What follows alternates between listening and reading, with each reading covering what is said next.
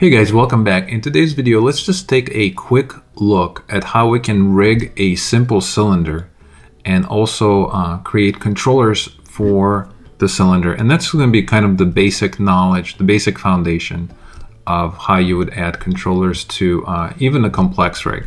But just for this exercise, let's assume we don't know what rigging is and we just want to see how does that work and what is it required to set up, right? So what I'm going to do is I'm going to go to poly modeling and just simply drop in a cylinder. And then in the attribute editor, if I go to my poly cylinder, let's just add a little more height. Let's just give us maybe 8 subdivisions for this, right? And let's also make this just a little bit longer. So we almost like have like a tube, right? Now we can play around and deform this tube and set up joints, right? So one thing I need to do is I need to make sure that this is centered. So I'm going to go to my channel box, select all of these translate values, press 0 and press enter. And now I know that this is centered. Okay, very cool. If I grab my move, I can just move this up and let me just make sure that's kind of sitting on top of my grid here. Very nice. So now we have something like this. How do we add joints to this? And if I wanted to, I can also turn on my wireframe. But how do we add some joints to this with controllers? How does that work? So what I'm going to do is I'm going to press spacebar and go into one of my side views here. Press spacebar to go into this view. And again, let's just select it, press W, just move this down, make sure it's on the floor. And now I want to add some joints to this. Okay, so again, I'm going to turn this on just so I could see where the break is in the topology. And to add the joints, what I'm going to do is I'm going to go to rigging drop down here. I'm going to go to skeleton, create joints, and click on options. Okay, once you click on options, let me reset this. You can see by default you'll have something very similar to this, which means if you start creating joints by just simply clicking on it, you can see that the joints are being placed, but you can't really see them, right? They're kind of behind the mesh. So if you wanted to see this a little bit better, you can always click on this little button called X-ray, and that's going to allow you to see the joints. Now, in this case, the joints are way too large. So how do we control the size of these joints? Let me select this bottom one, press delete. Let's go back into our skeleton, create joints options. And in here, you can see there's something called short bone radius. Instead of 0.5, let's set this to 0.2 instead, right? I'm going to press enter. And same thing, let's just start creating our links, but this time you can see two things have happened. One, you can see them, and then in two, they are actually much smaller and they just look a little bit better. All right, so let's just go around along these edges, and let's just give ourselves these 4 chains, right? So I have 1, 2, 3, 4. Very cool. Now, what would be the next step? How do we make these joints control this mesh? So what I'm going to do is I'm going to select these joints. I'm going to hold on the shift key, select the tube, right? Or the cylinder. And in the rigging section, let's go to skin, bind skin, and let's click on our options. I'm going to go to edit, reset, make sure it's same as yours. And by default, I'm just going to leave this alone and not make it too advanced. Let's just simply say apply and close. Okay. As soon as you do that and you click outside of the joints, you can see that they change colors from blue to now they kind of have this different colors, right? Now this is indicating that these joints are now controlling the mesh. So that means if I select any one of these joints in the chain and press E, I can start deforming it, and that's going to create deformation for the mesh, right? Very cool. Now that's awesome, but let's go into our perspective view.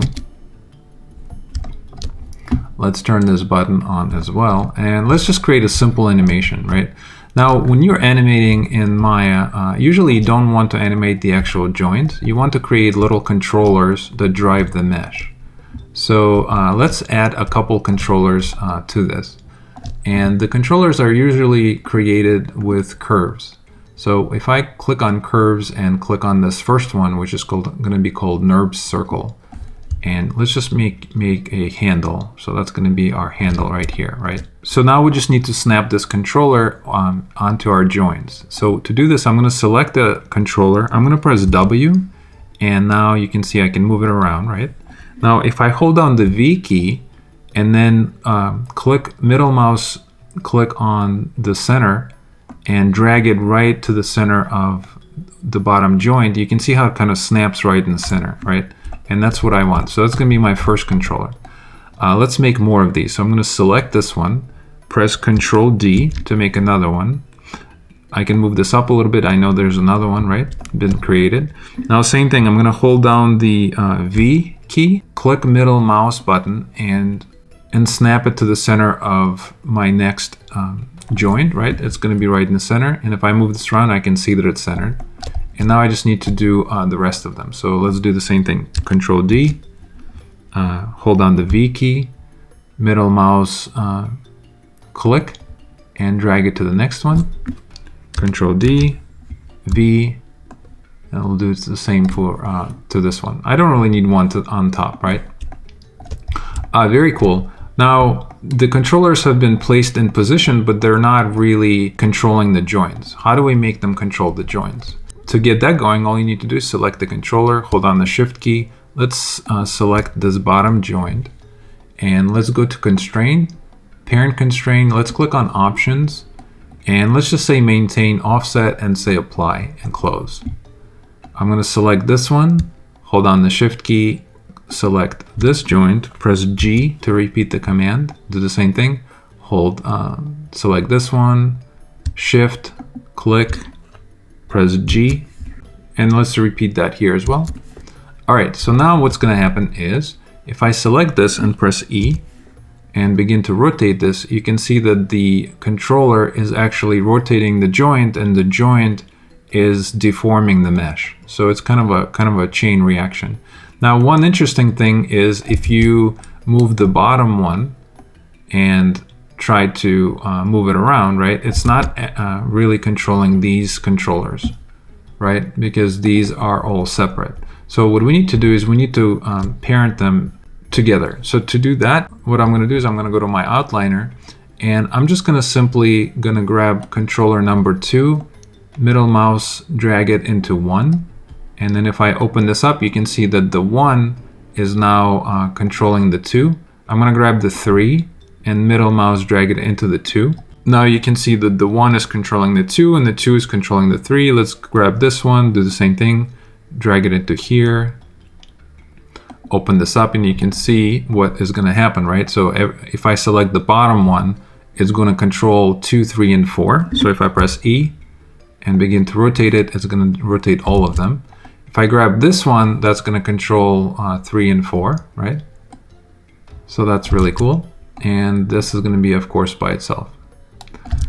All right, so that's kind of the basic process of rigging and setting up controllers. And then if you wanted to animate this, of course, let's just change this to something much smaller.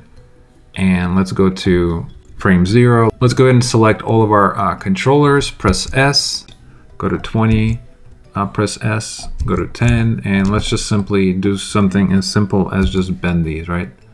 So I can bend it this way, maybe do something like that.